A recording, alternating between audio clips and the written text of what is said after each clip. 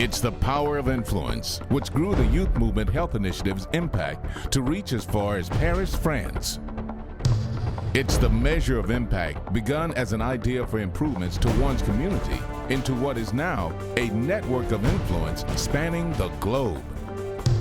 It's the creation of international solutions born from the commitment to address local issues. It is the work of the 100. As you walk through the hallways of McClymonds High School, vibrant expressions of students preparing to impact the world adorn the halls of Oakland's third oldest high school. It's the warrior spirit. We are the home of the warriors, and we have a warrior spirit. There's a lot of fight in our community.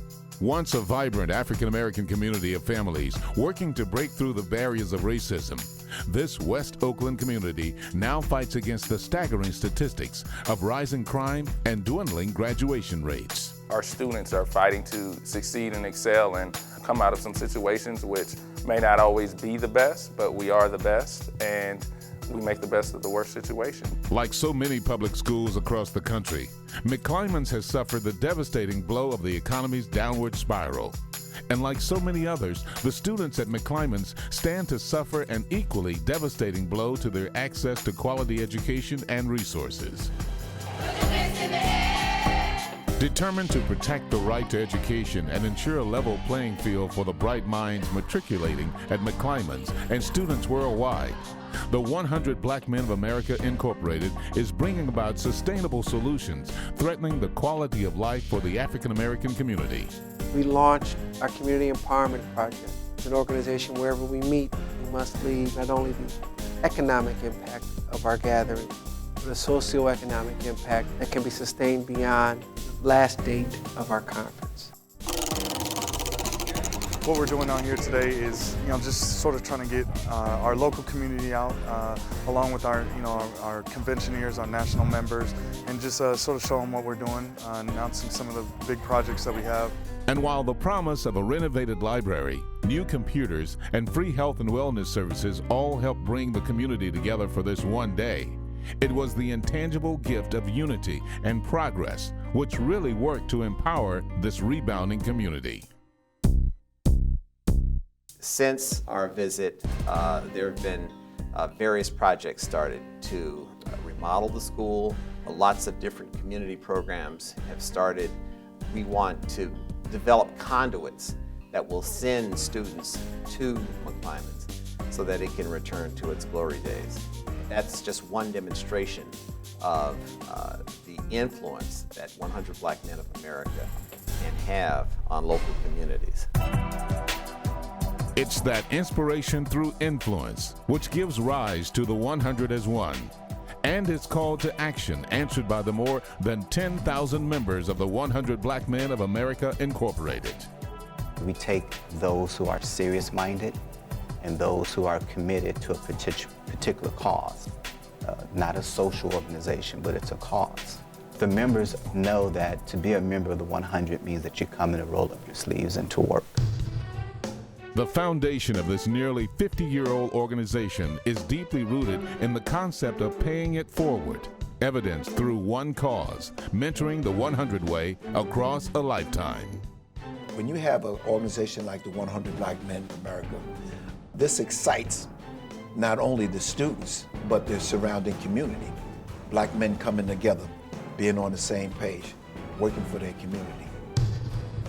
In the area of education, the work of the 100 means breaking through the challenges of a suffering educational system by offering such wide-ranging solutions as weekend tutorial sessions, support to local schools, and even the actual opening of schools built and operated by the 100. The first year we had 72% graduation rate. The second year was 83%. Last year, which is our third graduating class, we had 86, 87% graduation rate, with over 90% of them going on to college. Collectively, the 100's work to ensure quality education for all boast a nearly 90% graduation rate of students participating in the 100's programs. Are leaders born or are they made? We're not even interested in that anymore. We decide we'll leave that to the academics. What we're concerned with is what do they do? My story begins in a courthouse.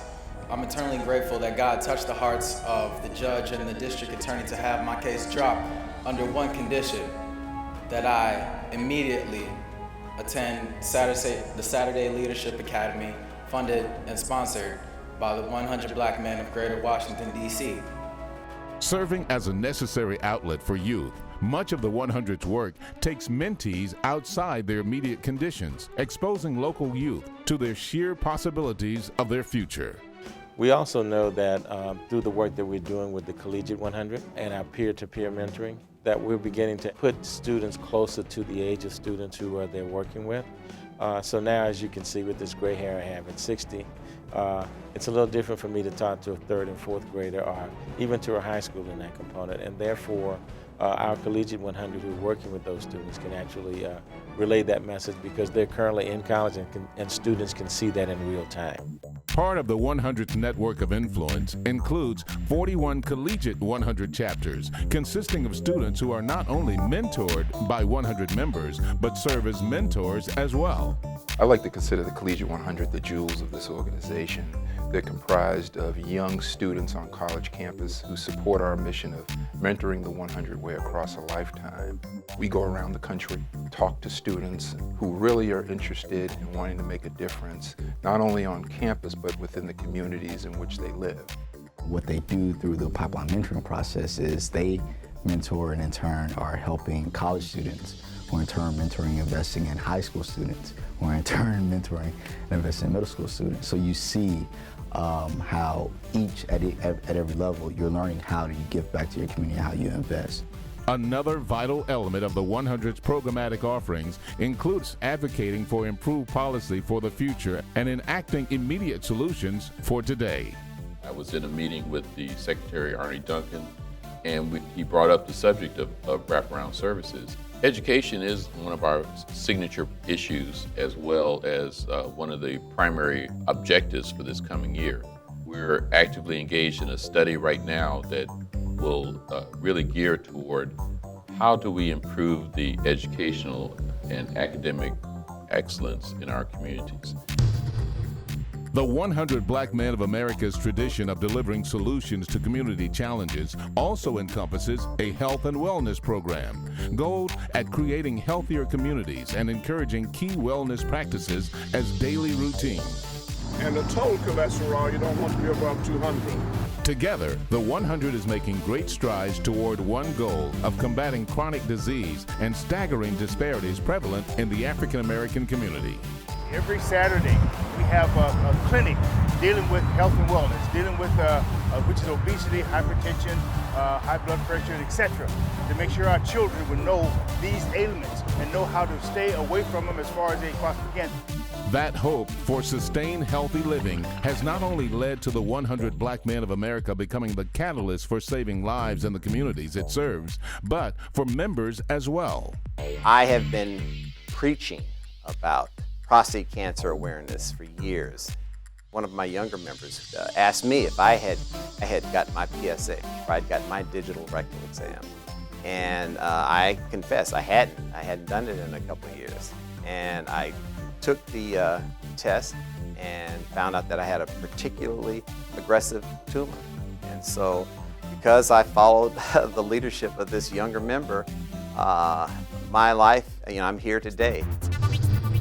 For the 100, mentorship also includes promoting financial health and practices required for sustained generational wealth.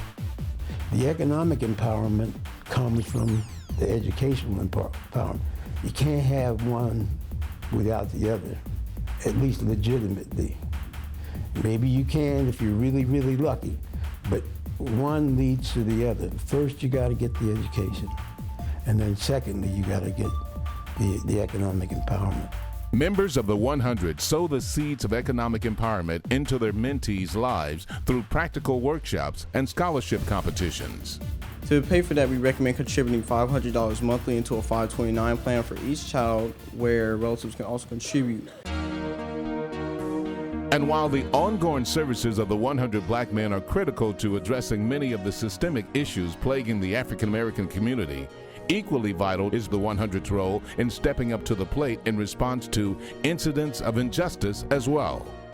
The tragedy that is Trayvon Martin. Not only hit me hard, just as a human being, as a father, as an African American male, but it hit the core of who we are as an organization and what we do. Unfortunately, we know that Trayvon Martin is not an isolated incident, but as a national discussion, we knew the 100 Black Men of America needed to make sure we participated.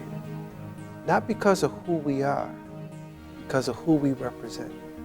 We see these kids every day. We mentor them every day. We mentor them with hoodies, we mentor them with their own guns, we mentor them with pants down, pants up, and they're targets for society. So what can we do to make certain that they're not targets? And what can we do also, because there's two sides to that, to make certain that our law enforcement folks understand that simply because you look that way, don't mean that's who you are. What the 100 is doing is mobilizing global resources to effect change when it's needed, provide a voice for the voiceless, and during times of disaster, be it natural or resultant from man-made injustice, the 100 Black Men of America advocates to offer a fighting chance for communities far too often left behind. We as a group will always remain focused not only on the mentoring efforts that we're doing, but providing those young people with the tools they need to thrive.